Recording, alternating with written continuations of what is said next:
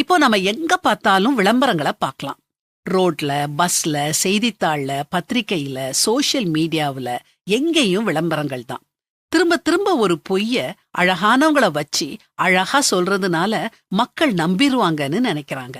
அதுவும் முக்கியமா சிறு குழந்தைகளையும் வாலிப பெண்களையும் வாலிப ஆண்களையும் குறி வச்சே நிறைய விளம்பரங்கள் உருவாக்கப்படுது.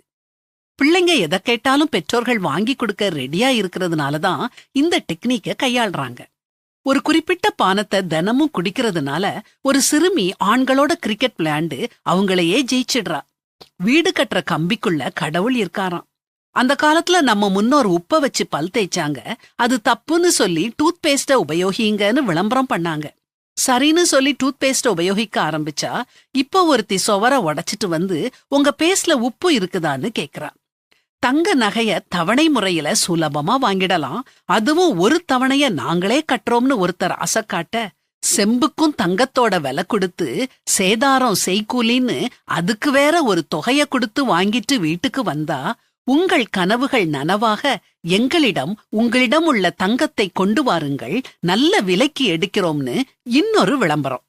யாருக்கும் எந்த உதவியும் பண்ணாத எங்க சாக்லேட்டை மட்டும் சாப்பிட்டுட்டு சும்மா இருன்னு ஒரு விளம்பரத்துல தவறான போதனை கொடுக்கறாங்க.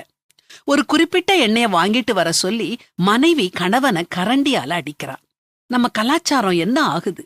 இவங்க சொல்ற பெர்ஃப்யூம் போடுற ஆண்கள் பின்னால பெண்கள் ஓடி வருவாங்களாம். இப்படி சொல்லிட்டே போகலாம். தீமையை நன்மை என்றும் நன்மையை தீமை என்றும் சொல்லி இருளை வெளிச்சமும் வெளிச்சத்தை இருளுமாக பாவித்து கசப்பை தித்திப்பும் தித்திப்பை கசப்பும் என்று சாதிக்கிறவர்களுக்கு ஐயோ அப்படின்னு வேதாகமத்துல போட்டிருக்குது. ஜாக்கிரதையுள்ளவங்களா இருப்போம். நீங்கள் பிழைக்கும்படிக்கு தீமையை அல்ல நன்மையை தேடுங்கள் என்கிற வேத வசனத்தை கடைபிடிச்சு யாரும் எதை சொன்னாலும் ஏமாறாம நன்மை தீமை அறிஞ்சு வாழுவோம்.